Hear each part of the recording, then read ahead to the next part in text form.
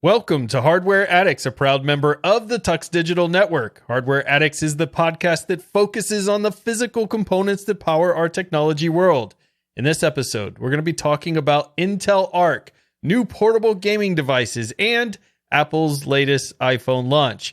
Then we head to Camera Corner, where Wendy will discuss camera sensors, something we haven't discussed in quite a few episodes. So sit back, relax, and plug in, because Hardware Addicts starts now.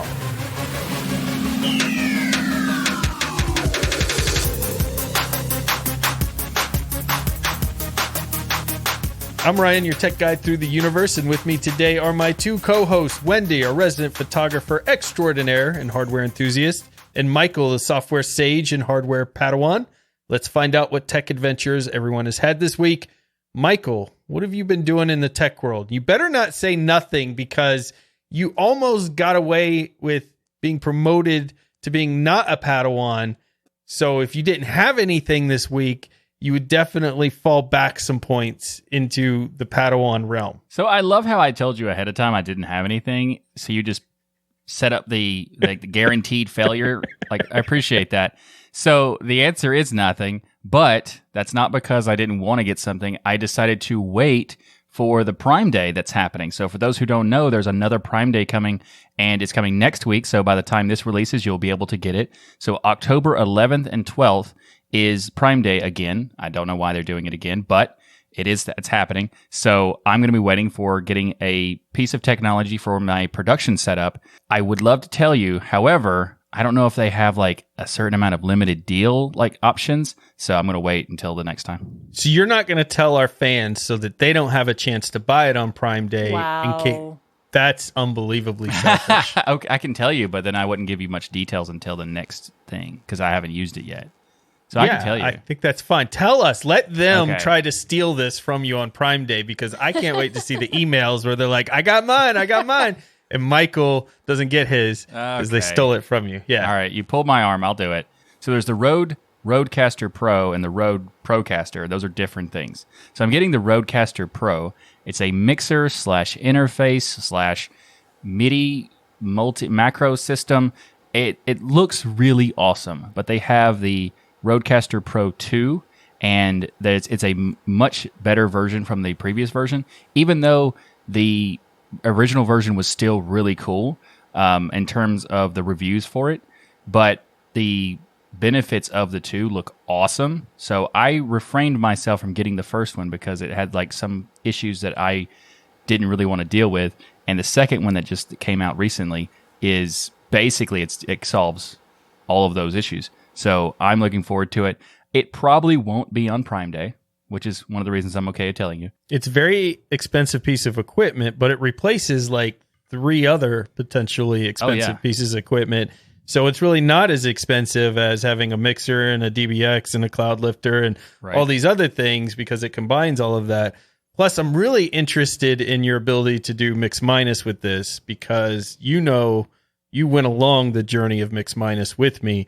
I eventually found a solution, but it wasn't a hardware solution, and I know it can be done, but we have a very unique show with Destination Linux that requires a little bit different than just trying to mix minus a single caller interview into your show. We're mix minusing a group from a completely different application and all of their audio, so it's a little more complex. It'll be interesting if this device can pull it off, but it would be really cool to hear the follow-up on how you like this, because this will be the most fancy piece of audio equipment either of us has ever owned, by far. Yeah, by far. And what's cool is that it's made by the same people who make my microphone, so they have a built-in preset that's optimized for the microphone to make it sound as best as possible, which that's pretty cool. I mean, that's not the reason I'm getting it, but, it's just a nice bonus. I was jelly about that when I saw it, because I have the Rode Procaster, and I saw that it actually had that as well. As the preset, so I was like, man. I'm very curious how well this is going to work. I am looking forward to it. My current mixer is okay, but it just does the audio input, and then like nothing else. It doesn't do anything special. It doesn't have any processing on top of it, or it's just, it's okay. But this one looks so good, and we were talking about how it's kind of expensive, and for those who are curious, it's about $700, which it is quite expensive, but It avoids the need of getting a compressor, a separate de-esser, a separate cloud lifter type where you have to boost the signal. It has a built-in signal booster and a bunch of other stuff. So in terms of the overall cost of this product, yes, it's pretty high in general for people who are just getting into audio or anything. But if you're doing it for any kind of like professional stuff like we do, it's a really good deal from all the stuff you get. Whoa, you're saying we're professionals? That's ridiculous. I said what we do, not that what we do is professional. Yeah. Wendy's professional, but the rest of us, not so much. All right, Wendy, so what have you been up to in the hardware world? Last time we got together, I was talking about having a hard time finding a Raspberry Pi, and thanks to a super awesome friend, I now have a Pi 3 to use for robotics. That was me, Michael. I'm the awesome friend. That was me. Oh. Yes. Oh, I would not have guessed that. Yes, that you are. Yep. And it's already set up and ready to go. Like, I already have the software on it, even though the build hat has not arrived. But it's ready for the build hat when it gets. You've never sent me a Raspberry Pi. Rude. Well, did you hear what Wendy said there?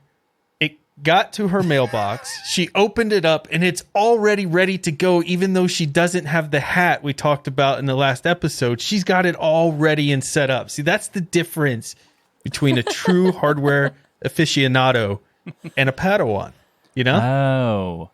Yeah. Well, every time I put a hat on it, it usually just makes it like run hotter because it doesn't have circulation.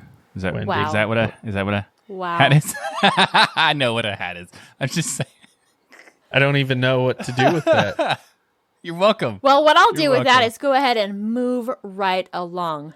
So, because these things are so hard to find, there was a listener, I think it was to Linux Out Loud, that shared this really cool tip. Thank you, Hank. And there is a website and a Twitter account called RPi Locator. I have included the link in the show notes so that Ryan can drop that in to the rest of the show notes and you guys can find it. But basically what this does is it notifies you when Raspberry Pis become in stock, and you can narrow it down specifically to your country, which is super awesome. Apparently there were some available earlier today, but they are already gone.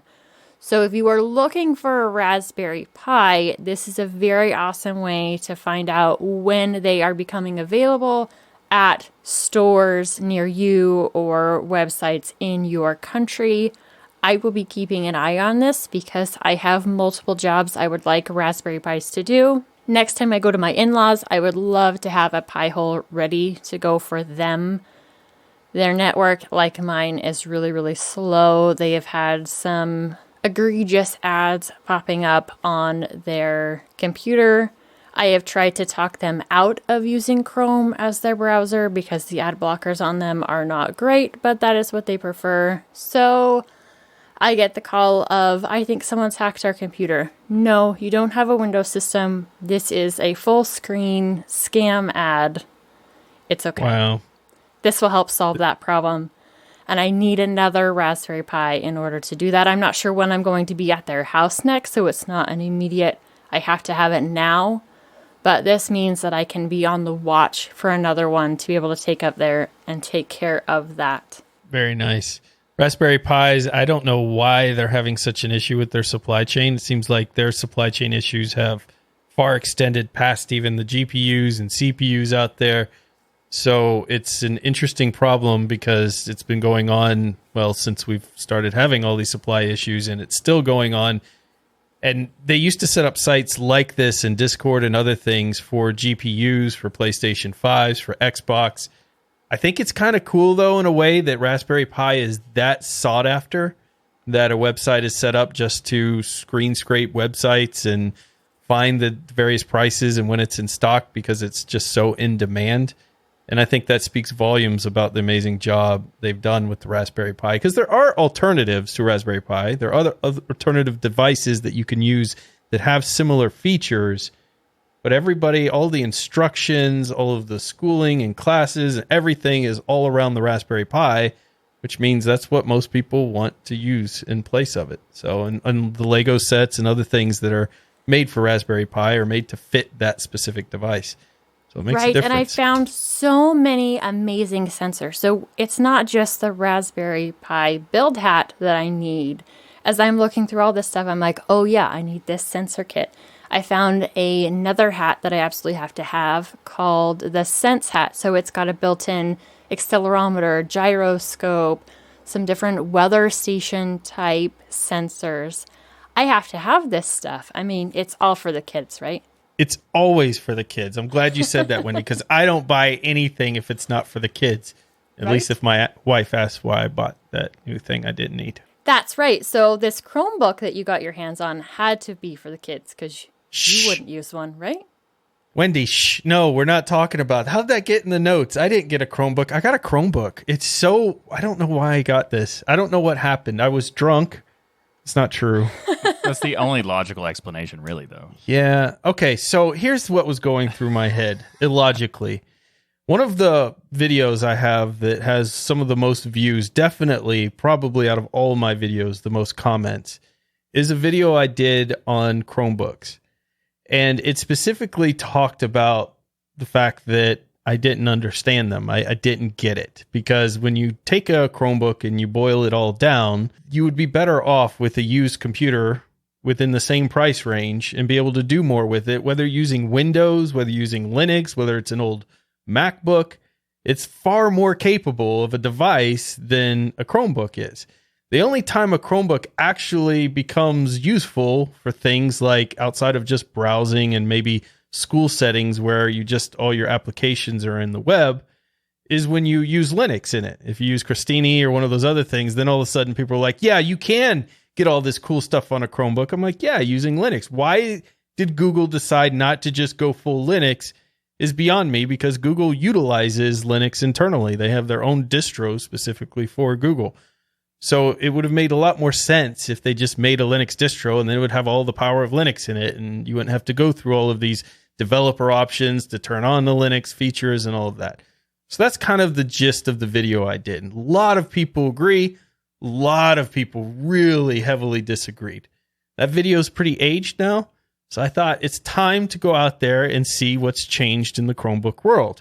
And so I found a really good price on one of the top-rated Chromebooks out there, which is the Acer Spin 713.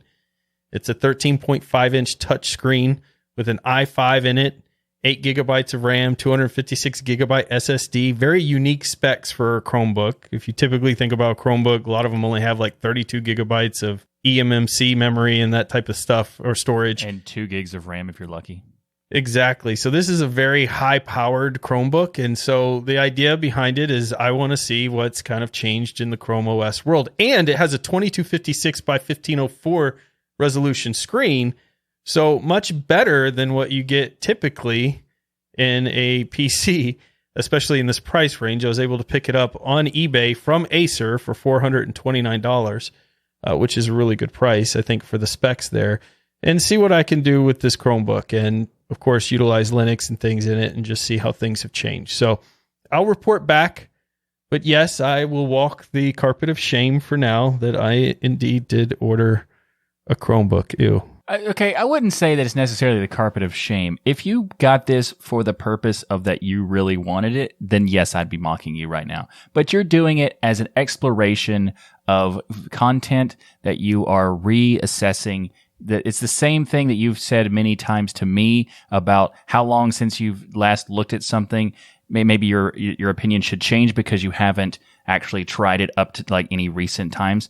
And I think that you're just doing what you sticking to your own guns of saying it. Yeah, you're doing the thing that you say that people should do, and I think that is in and of itself a valid reason to get this Chromebook and make some content on it, and then immediately get rid of it because it's a Chromebook. I love it. I think you nailed it perfectly. You know what also nails affordable? DigitalOcean. This episode of Hardware Addicts is brought to you by DigitalOcean. Cloud computing can be, let's say, complex, but standing up reliable, affordable cloud infrastructure really doesn't have to be.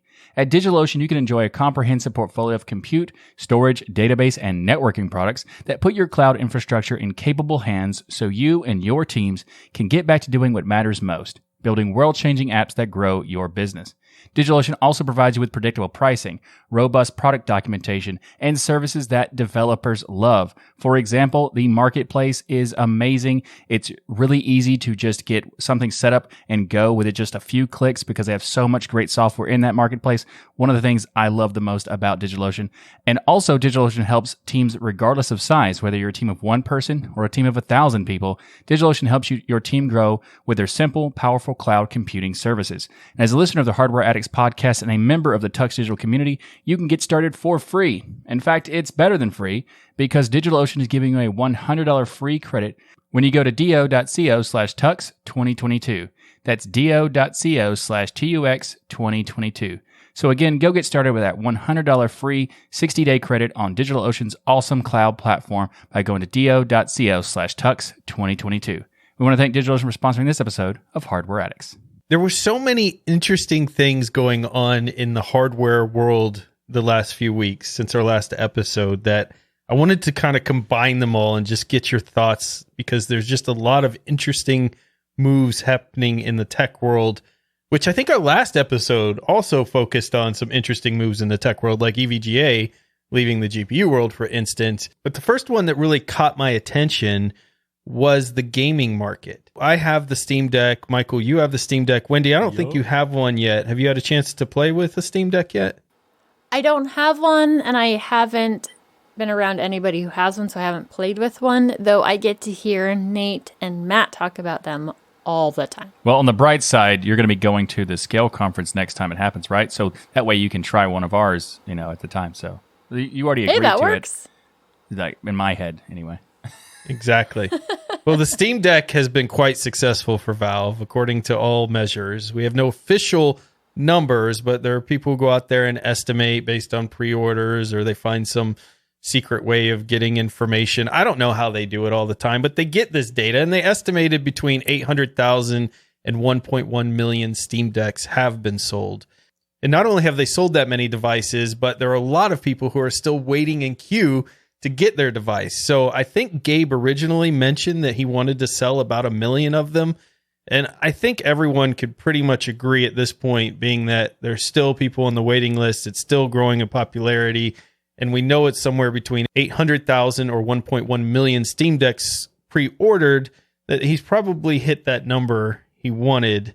And that's pretty amazing considering this is a gaming device that runs on Linux, which when I started in Linux not so long ago, gaming was the thing that kept everyone from using Linux. And now we have game devices built on Linux. Like, how things have changed.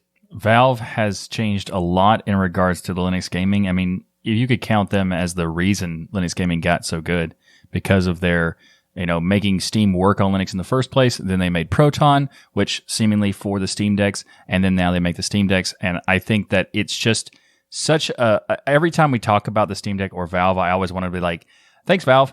Just to put it out there in every single instance, because that's how much they made a change.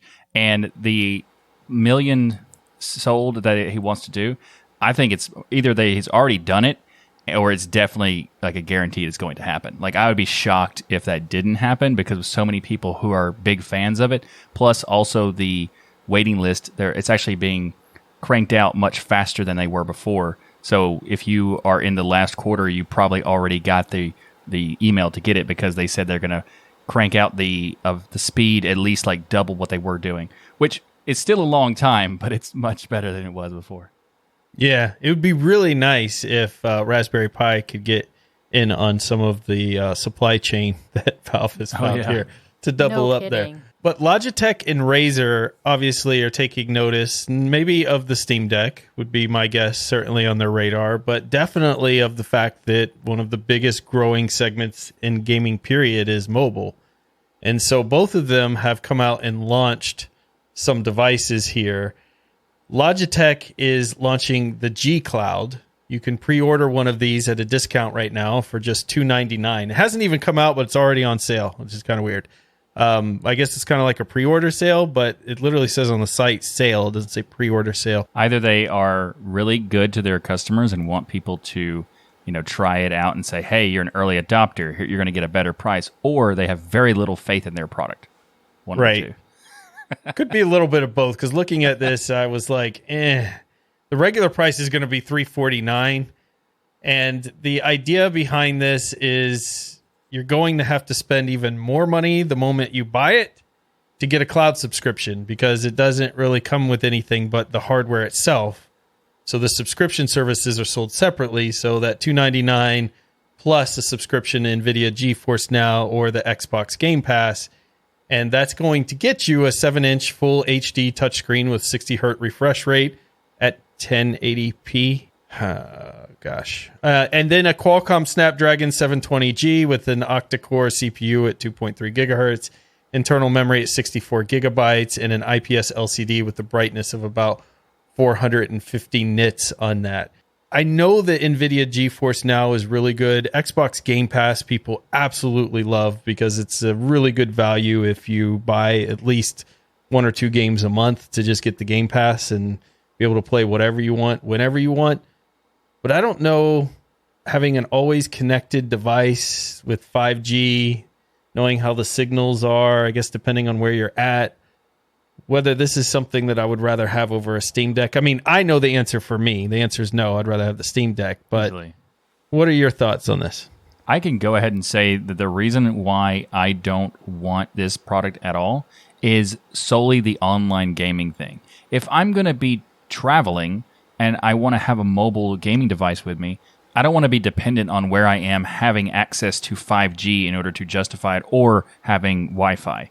That just defeats a lot of the value of a portable gaming system. So, yeah, I don't get it. I would much rather have a Steam Deck than this thing. From what I understand, it also works with Steam Link, which is pretty nice if you already have something in that realm and able to do that with this device. One of the downsides of the early reviews that I've seen is because all of the games are streamed and it's all network dependent, that your gameplay really isn't going to be that great unless you have absolutely amazing speeds.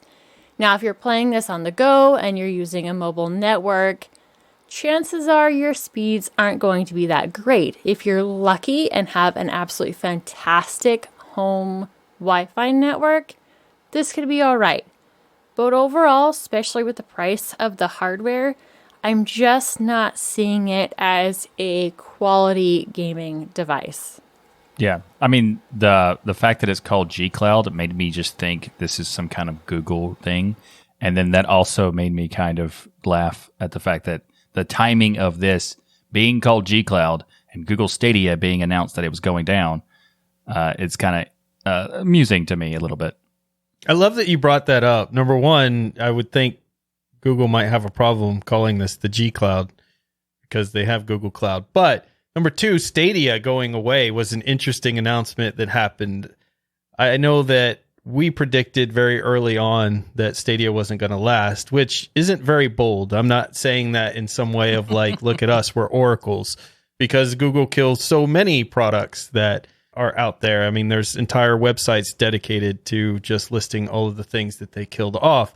It takes a lot of dedication to get into the gaming market, and it takes a lot of trust to really get into the gaming market and get gamers to take your device or your company seriously, especially when it comes to cloud stuff, because I think people are still very much on the fence of whether they would rather have a physical copy of a game or not. Google doing what Google does, and then Logitech coming in here with this kind of offering, which honestly, it's a partnership with another company that they worked with to kind of launch this under the Logitech name. It just doesn't feel like their whole heart's in it.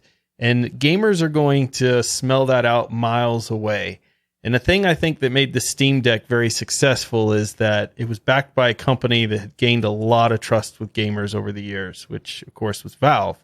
If you're interested in picking up the Logitech G Cloud gaming handheld, it will be available October 17th at Amazon, Best Buy, and Logitech's own website. But if it was up to me, you're looking for my advice, I would say probably pass on this one. I think they're going to sell a lot of these units because the Steam Deck is still out of stock. And you know how grandmas are like, you tell them you want a Steam Deck for Christmas, yeah. And then they go into the store and they're like, well, this is like the same thing. And they sell the grandma and the Logitech, and then they bring it home and the kid's all disappointed. I think they'll sell some from that alone. Yeah, I wanted a PlayStation. This is a stay station. Yeah, exactly. And the next company that jumped in was Razer. So what do you get when you set up a partnership between Razer, Verizon, and Qualcomm? You get another 5G mobile gaming handheld. This new announcement will feature an always connected Android-based portable gaming console. There it is. Yep, always connected. It's going to feature the Qualcomm Snapdragon G3X Gen 1, and this SoC features support for gaming up to 4K resolution, 144 frames per second, rendering at 10-bit HDR, Wi-Fi 6E and 5G, including both subbands of 5G, including millimeter wave. In addition, the platform allows you to attach a 4K TV or display to the console, and it has USB-C port. The developer kit has a 6.5-inch OLED screen, which I think will probably be in the final unit, which makes this one a lot more appealing than the other one, but neither personally are appealing to me. More info is coming out on the Razer device on October 15th. What do you guys think about the Razer? Just with the names that are involved with this, it's going to be expensive. Just with the Razer part of it, really. But also the Verizon isn't really known for their cheap offerings. This is an interesting console. I think that it has a lot of potential because Razer is involved in it. And I've seen a lot of what Razer does. People kind of, give them flack for being a flashy thing with no substance. But if you look at their products and all the reviews, they typically do get good reviews. So there's a possibility that this could be a good product, except for two very important things, in my opinion: the always connected, no thank you, and the Android-based console part. Like, if I could just use my phone for that, why do I need to have an extra device to play Android games? That just seems kind of wasting. To be fair, the Logitech one is also an Android-based platform. So I think for them, instead of coming up with their own software or doing what Valve has done, and they've taken a Linux distribution and made it exactly what they wanted for their devices. They're just saying, hey, let's take Android and slap it on a piece of hardware with a few UI tweaks. It'll be fine. It makes sense that people would do that. Like, the companies would see this as an opportunity to compete against Valve, and they want to just get something out there. I understand that as a reasoning. I still think that an Android gaming console is so boring. It reminds me of the Ouya back in the day, because that's all that was. And it was a big popular thing that everybody was super excited for, and it finally comes out and no one cares. It's not that good. It was actually underpowered and all that. This is not underpowered seemingly, but at the same time, it's still the same games you can get on your phone. If there was something special about it, then maybe, but it's just Android games. Well, what's interesting is just Android games, the mobile market is worth $56.6 billion. I believe that. I'm just saying, like, I would rather play those silly nonsense games on my phone. Like, I've played many Android games, but I have an Android phone. Why would I pay an extra whatever this costs in addition to my phone when I could just continue to use the one I already have? I think it's a good question. There are a lot of kits that you can attach to your phone that turn it into a controller, even give it more battery life, because I know that's an issue for a lot of people. They use their phone for business or other things. They can't really, games drain the battery so fast. So they have all kinds of kits you can attach to your phone that basically make it a portable gaming system. I think the big thing could be a much bigger screen here. I think the big thing could be, again, not wearing down your own battery life, but having to have another subscription, paying for another telecom company contract on a gaming device is a tall ask. And I know, obviously, mobile gaming has become very popular with the younger generation. I frankly can't stand it. None of my kids are interested in it. Are you saying you're not a Subway surfer? But I am not a Subway surfer. I'm just not interested in a lot of these games. If I'm going to do it, I'll use the Steam Deck. So speaking of phones, though, Apple just released their new iPhone 14 with, wait for it, Dynamic Islands. What's that? Well, Dynamic Islands are the new rage, Michael. They change everything. Okay. Do they get rid of the stupid notch? That's my biggest question. No, they cover it. They cover it up. So what a dynamic island is it's a dynamic notification system that covers up the front camera notch with notifications. Unfortunately, in many screenshots I'm seeing, it also appears to cover up actual content you want to see. But Apple will work all that out. Don't you worry. It's dynamic island. It's now a feature of the phone to have that big bar there. Great. Let's just pay more to not be able to see what we want to see on our phones. I can't believe Apple's taken this long. I mean, everybody's moved to the punch camera. Even the Google Pixel, which is not, I mean, it's a flagship for Google, but it's not a flagship in all of the hardware and specs and things, just has a simple punch-out camera. But Apple can't move past that. They're like, no, we're sticking with this. We like this whole notch thing on your phone. Well, they are the company that gets away with doing terrible decisions and then pretending that it's prestigious and therefore everybody should accept it. And like getting rid of the headphone jack. It's such a stupid idea. And they're like, well, this is so much better. And you know what? I do love a giant chain of dongles. Yay. That's what it seems like everybody seems to do. Or you're holding your phone wrong or other things. Exactly. So I'm not really surprised that they are not getting rid of it. But it is interesting that they decided to transition. So I've looked at some animations of how the dynamic island works. And it's kind of interesting because it's like resizes automatically based on the content inside of it to use some of the display, kind of pretending that this isn't there. But and then if you look at it at an angle, it's kind of like two pinholes, or kind of like, I guess, one pinhole and one larger one. It's an interesting solution to a problem they created. Yeah, it is. I think it's pretty interesting idea or concept.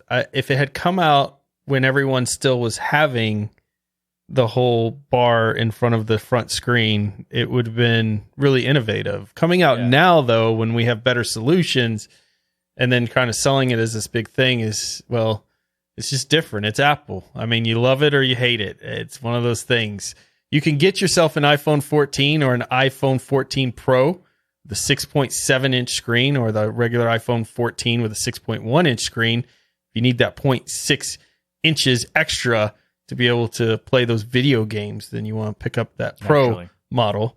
Both come with an A15 Bionic chip with a 5-core GPU. They now have crash detection and emergency SOS via satellite, which is the first in the industry. And I do think that's really innovative. That's a really cool option. I think you can save a lot of lives with the crash detection and things. Although I have been seeing reports on that too, where people's crash detection is going off when they're on roller coaster rides and stuff. So they're trying to get to their phone, to turn it off so it doesn't call 911 because, the roller coasters stop and go so fast and all that type of thing. So that is an interesting problem that no one ever thought of until it started happening.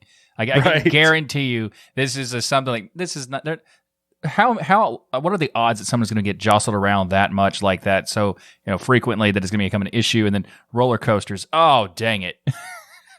Yeah, it has to be like what's in their meetings that just, I can't believe we didn't think of this. Oh no. It's going to be an interesting, like when you have a mode for roller coasters, you have to put your device in. It's like airplane mode, like roller coaster mode. Probably. It's amazing. That'll be their new feature. Roller coaster mode, or I've been on the golf course and I'm in a golf cart. My buddy's driving. I've seen some really souped up golf carts that could probably make that thing go off for sure. Yes. Well, both models have an updated internal design for better thermal performance. They have the gorgeous Super Retina XDR displays with OLED technology. It supports 1200 nits of peak HDR brightness and a 2,000,000:1 contrast ratio, along with Dolby Vision. Plus, it's always about the cameras. So they have a new main camera with a larger f1.5 aperture and a 1.9 pixels. I don't know what that is there. Enabling photo and video improvements in all lighting scenarios, and a new front true depth camera with an f1.9 aperture that enables better low light performance for photos and videos. And now cinematic mode, 4K at 30 frames per second and 4K at 24 frames per second. So Wendy, those cameras blowing your socks off? I can't remember what the aperture size was before, so I can't speak to how much better that actually is. Probably like 10% better. Probably. If that. But the big thing that is happening with these is, yes, the sensor technology is getting better, but they're doing more and more on the back end in the processing, knowing what the deficits are of their sensors. So I wouldn't say in general that your camera is this amazing, awesome upgrade. Really, you're just getting better sensor software for the camera and the upgrade. It's absolutely amazing what they've been able to do with AI and their back-end software on things like the Google Pixel, for instance. You can do all kinds of unique post-processing that is just simple click of a button, like completely removing people out of images and it replacing the background with what looks to be the actual background, even though there was a person there before and things. It's just incredible what they're doing from a software standpoint, which based on how small they have to make the cameras makes sense that they have to push a lot of this through to the software to handle. I mean, the stuff that they're putting in these phones these days are like super impressive. This is actually good tech, as in terms of like saying the 1.5 aperture. That is pretty good for a phone. I mean, not many people would expect that if you go back, 10 years ago. This is a big change in terms of that side, but it's not really a big change in terms of like the previous version of the iPhone, because they've had really good devices for the past couple of years. So every time I've seen someone talk about should you upgrade or not, they said if you have the version before, there's absolutely zero reason to upgrade. And if you have a couple versions older, then maybe go, sure. But I do want to say I had to look it up what pixels were, and I still don't know really. Stands for micrometer. Now, I don't know what a micrometer pixel is, but at least we know what that part means. It's a micrometer pixel. It's a very, very small Teeny, pixel. Tiny. Yeah. Itty bitty. Very cool. So that probably would allow you to blow up the picture more and not have the distortion and things, I would assume, once that picture's taken. Okay, so there are 1,000 micrometers in 1 millimeter. A micrometer is 1/1000th of a millimeter. That's what that refers to. So it's 1.9 1/1000th of a millimeter. 1.9 ohms. Let us know in the comments if that means something to you. We'd be interested. Other thing is, I know there's a lot of Apple fans out there. I mean, given the two choices, just talking about the two choices, your stock Android and Apple, I generally prefer Apple myself over stock Android, namely because of the privacy thing. But if you're not excited about the Apple phone and you're an Apple fan, you're probably not alone, because new reports are coming out that the company produced about 90 million units in the second half of last year of their iPhone, and they asked their manufacturers to make 6 million more units the second half of this year for this new iPhone that's coming out. And now they're telling their production lines, reportedly from Bloomberg, that they need to stop and take out that extra 6 million more units because they're not selling so hot. And I think when you look at this upgrade, it's kind of understandable. If you are on an iPhone 13, for instance, there's really not a whole lot to pull you over to the iPhone 14 here. Maybe if you're somebody who still hold out on the iPhone 8 or others and you're going to upgrade anyways, you're going to go ahead, why not pick up the 14? But I don't think they're going to sell as many of these as they hoped, because it just wasn't that exciting. It's really interesting if you think about the fact that the iPhone, where it is now, is a very impressive device. But where it was last year was also just as impressive. And that's the problem. We're at a stage of, like a previous episode, you talked about how phones have just become boring. And it's become boring because they're so good that the advancements we have per year is much smaller than the previous, like 10 years ago, where you'd have, you go from a flip phone to a smartphone, or you go from a smartphone that's like barely good enough to like this crazy dope device kind of thing. And now we have, every year it's already at that such a threshold that it's a fantastic option either way. And if you get like a Google device or you get the Apple device or whatever, they're like magic bricks that you're holding in your hand. Yeah. And from one year to another, they're still magic bricks. They haven't changed a whole lot over the years. And I think a lot of people like that about Apple in some ways. You get better cameras, but you get maybe a couple design changes. But for the most part, you have that very familiar device. I'm surprised the dynamic island didn't solve the whole problem of getting new phones.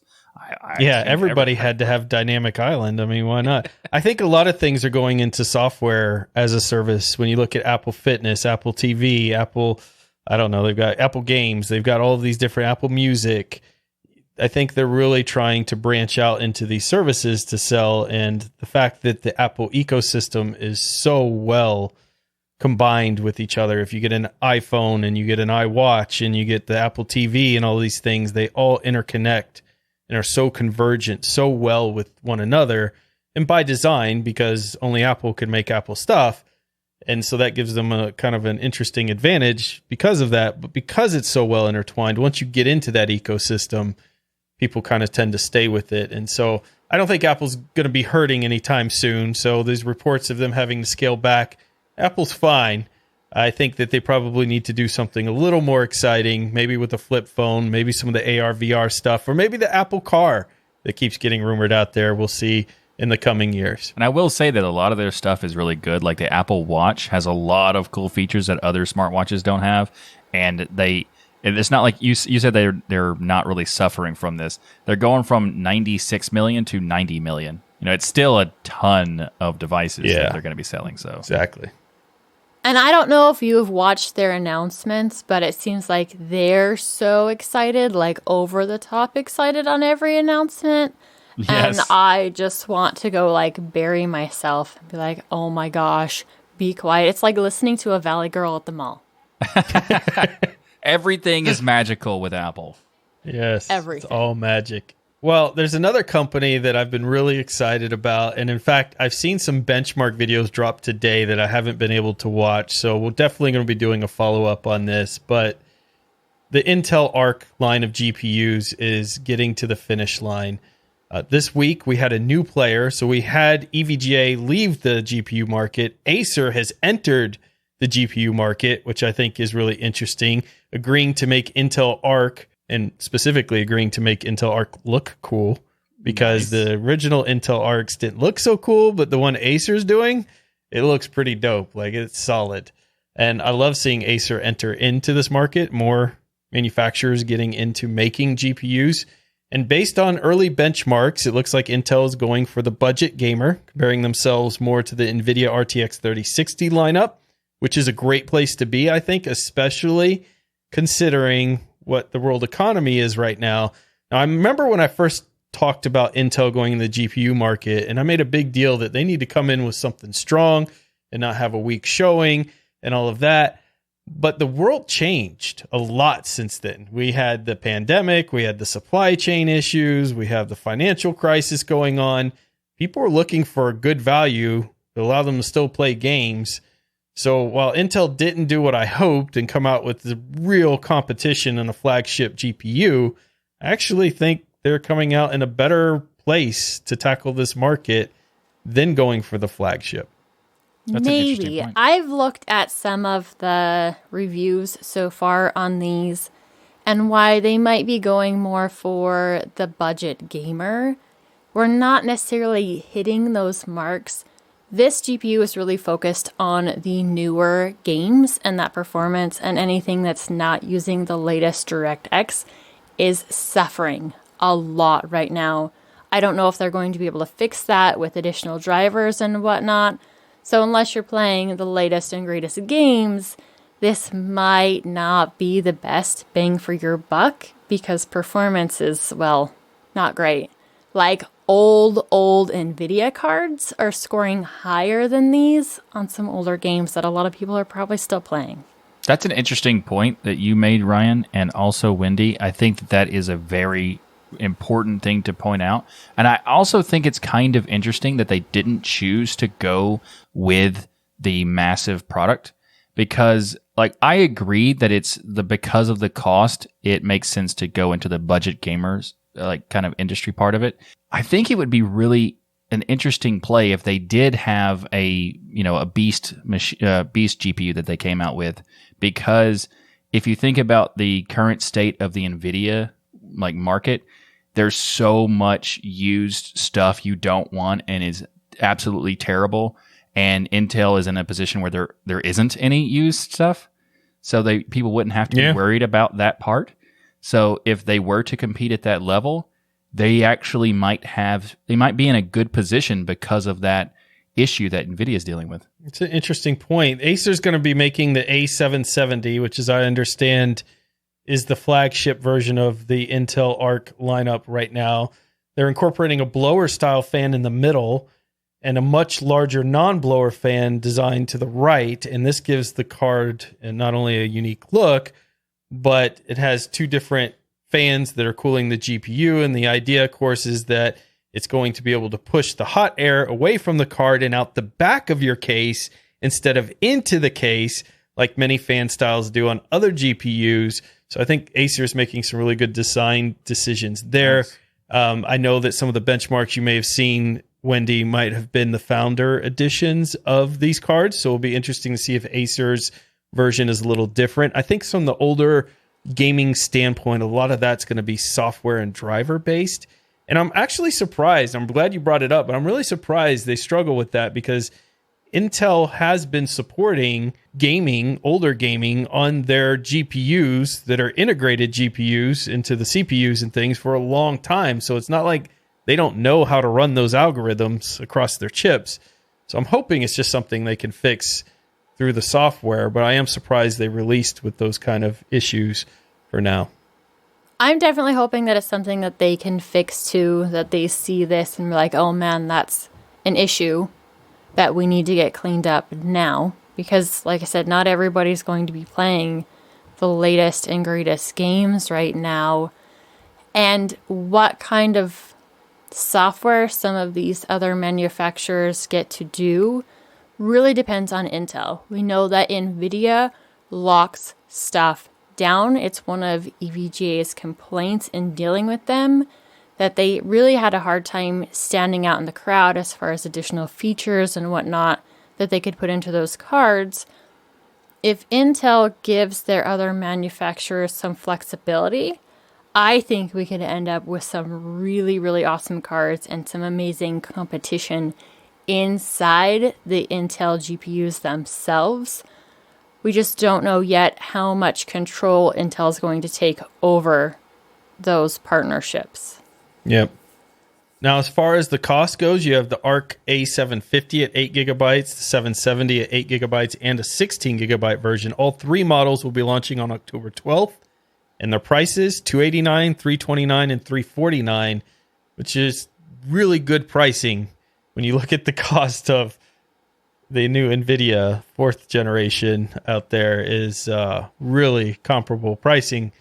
$289, $329, $349 is pretty affordable. So hopefully they can get that software right, and Intel can have a really good entry and create some competition for AMD and NVIDIA here strongly. You know what is absolutely already rock solid? That is Bitwarden. Bitwarden is the password manager that we use and trust. They let you set up things like a PIN to easily access your password manager, as well as additional authentications, such as master passwords and adding phrases to fingerprint security, all to keep your passwords safe. Bitwarden is the easiest and safest way for individuals, teams, and businesses to store, share, and sync their sensitive data. Go to bitwarden.com/tux to get started for free. Say you want that premium account because it starts at just $10 per year. It comes with 1 gigabyte of encrypted file storage, 2-step login with YubiKey, U2F, and Duo, Vault Health Reports, TOTP Authenticator storage and generation, plus priority customer support. Make the smart move like many in the community have and go to bitwarden.com/tux to get started for free. If you're like me though, you're going to want to show your appreciation and sign up for that premium edition, especially where it starts at just $10 per year. Thanks to Bitwarden for sponsoring this episode of Hardware Addicts. All right, Wendy, take us in the camera corner and tell us, what does mean? No, I'm kidding. Tell us about camera sensors. We talked about this way back in episode 10. That's been a very long time ago, and so it's time to pick this back up. One of the first sensors we're going to discuss is a CCD sensors. These are really cool. They're typically used in outer space or imaging from up above. And what makes them so awesome is how they handle every single pixel. They're a lot like the CMOS sensor, which we'll be talking about later in their basic layout of layers on the sensor. But you have your photons that will hit that sensor and create an electric charge. Now, when that goes from the sensor, each pixel is handled individually. So it takes a long time for that to be processed. And each signal is amplified individually before it goes to be converted from an analog to a digital, your actual picture that you're getting. So these ones are very expensive because each pixel is handled individually and they're really quite slow. The advantage to these is there's not a lot of electrical interference because they're all handled individually. So you can get really sharp, really crisp images from these sensors. You're not likely to see them in your everyday camera though. Now, most of the cameras that you guys have played with, dealt with, the ones that are in most of your phones, is a basic CMOS sensor. Do you guys remember anything from when we talked about these? Oh yeah, they're basic. They're basic and they're CMOS. Yes. Like there's at least, it's the CMOS is better because the AMOS and the BMOS just wasn't enough. Well, I love the jokes. Absolutely fantastic. But it's definitely time that we go over this again. So Good. You start out with micro lenses that will help focus the light coming in. Then you have your color filter layer. We've talked about that before, and we're not going into that too much because that's a whole nother topic in and of itself. After that layer, you have your metal wiring. So some of that light is hitting that wiring level and bouncing back out. Then you have your light receiving level, and under that is the buckets in which are filling up. They're actually collecting that signal. In your CMOS sensors, they have something extra. So on every single sensor, you are getting all of that conversion happening right there at that point. And it's also being amplified right there. And then it's sending all that information out at once. The biggest downside of that is you can end up with more noise, especially as you're turning up that sensor sensitivity.